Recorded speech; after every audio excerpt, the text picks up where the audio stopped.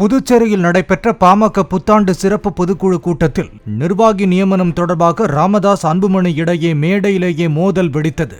பொதுக்குழு மேடையில் பேசிய ராமதாஸ், கட்சியின் மாநில இளைஞர் சங்க தலைவராக தனது மூத்த மகள் காந்திமதியின் மகன் முகுந்தனை அறிவித்தார். இதனால் அதிர்ச்சியடைந்த அன்புமணி, கட்சிக்கு வந்து 4 மாதங்களே ஆன முகுந்தனுக்கு பதவி கொடுத்தால் உழைப்பவர்களுக்கு என்ன மரியாதை என பொதுக்குழு மேடையிலேயே எதிர்ப்பு தெரிவித்தார்.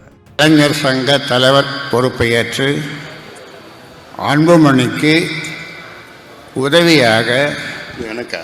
ஆமாம், எனக்குலாம் வேணாம். அவனுக்கு இப்போ தான் 4 மாதம் வந்தான், கட்சியில் 4 மாதத்துக்கு முன்னாடி வந்திருக்கிறான். அவனுக்கு இளைஞர் சங்கன்னா என்ன அனுபவம் இருக்குது அவனுக்குலாம்? என்ன அனுபவம் இருக்குது அவனுக்கு?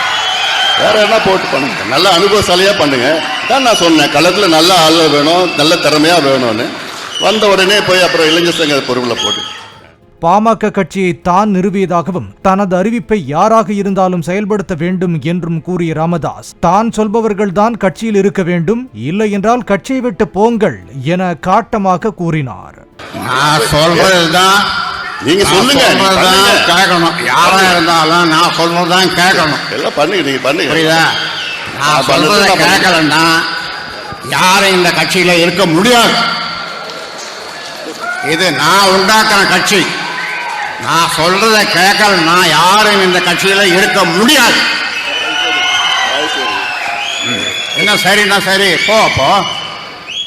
ராமதாஸ் அறிவிப்புக்கு எதிராக மைக்கை தூக்கி மேடையில் வீசிய அன்புமணி, தான் சென்னை பனையூரில் அலுவலகம் திறந்துள்ளதாகவும் நிர்வாகிகள் அங்கு வந்து தன்னை சந்திக்கலாம் என்றும் கூறினார்.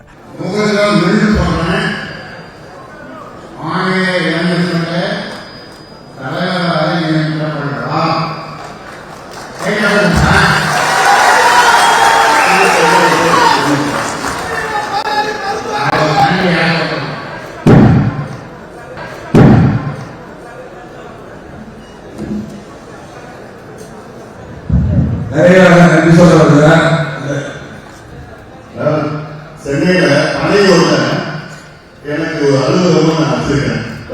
ஒரு புதுசா வந்து ஆரம்பிச்சிருக்கேன். அங்க வந்து எல்லாம் நான் பார்க்கலாம். பனையூர்ல சென்னை பனையூர் அலுவலகம்.